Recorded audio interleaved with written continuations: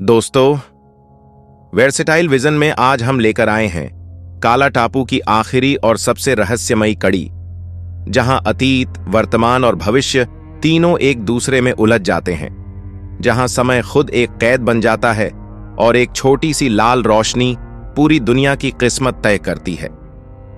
अर्नव और काव्या उस भविष्य की दुनिया में पहुंच चुके हैं, एक ऐसी जगह जहां सब कुछ थम चुका है।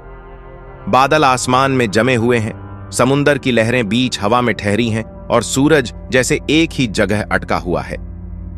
काव्या चारों ओर देखती है। अर्नव, यहां सब कुछ रुक क्यों गया है? अर्नव जवाब देता है, क्योंकि यही वो जगह है जहां काला टापू का समय रुक गया था।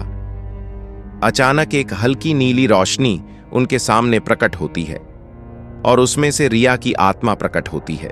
रिया कहती है, अर्नव, काव्या, अब बहुत कम समय है। अगर हमने इस नीली रोशनी के केंद्र से लाल रोशनी नहीं ढूंढी तो यह समय कभी आगे नहीं बढ़ेगा। काव्या डरते हुए पूछती है, लाल रोशनी कहां मिलेगी वो? रिया जवाब देती है, वो लाल रोशनी गुब्बारे के रूप में छिपी है। उसे ढूंढो और उसे उड़ाओ इस नीली रोशनी की सीमा के पार, क्योंकि वही इस टाइम लूप को तोड़ने की चाबी है। लाल गुब्बारे की तलाश। अर्नव और काव्या बर्फ जैसे जमे हुए शहर में चलते हैं। हर कदम पर हवा की आवाज जैसे पीछे से उनका पीछा करती है। अचानक दूर एक इमारत के ऊपर से लाल रंग की झिलमिलाती चमक दिखती है। काव्या फुसफुसाती है, शायद वही है। दोनों उस दिशा में भागते हैं।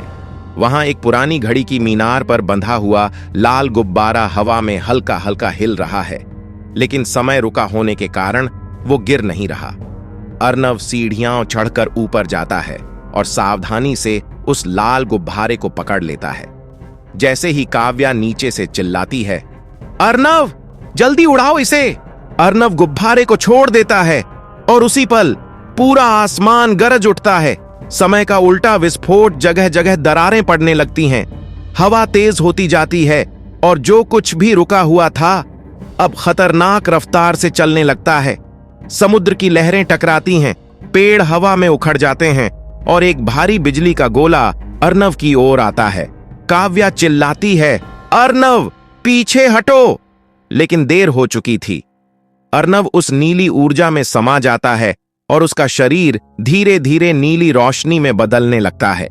रिया की आत्मा चिल्लाती है, काव्या, जल्दी उस नीली रोशनी को अपने भीतर समा लो, वही समय का संतुलन है।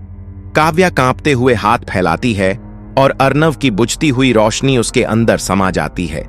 एक तेज विस्फोट होता है और सब कुछ सफेद रोशनी में डूब जाता है। फिर समय पलट जाता है। 1985 जब काव्या को होश आता है, वो एक पुराने समुद्र किनारे खड़ी है। हवा में सन्नाटा है, आसमान में धुंध और पास में एक पुरानी डायरी पड़ी है। वो डायरी उठाती है, उस पर लिखा होता है, काला टापू, रिया, काव्या। धीरे धीरे पन्ने पलटती है। आखिरी पन्ने पर लिखा होता है, अगर कभी कोई लड़की लाल गुब्बारा लेकर नीली रोशनी से बाहर निकले तो समय फिर से 1985 से शुरू हो जाएगा। काव्या के हाथ कांपने लगते हैं, क्योंकि उसकी जेब से वही लाल गुब्बारा नीचे गिरता है। वो आसमान की ओर देखती है। आसमान में वही नीली रोशनी फिर से चमकने लगती है। काव्या की आंखों में डर झलकता है। नहीं, ये लूप फिर से शुरू हो रहा है।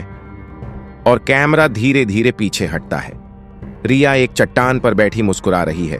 उसके हाथ में वही डायरी है। वो फुसफुसाती है, समय कभी नहीं रुकता, बस दोहराता है।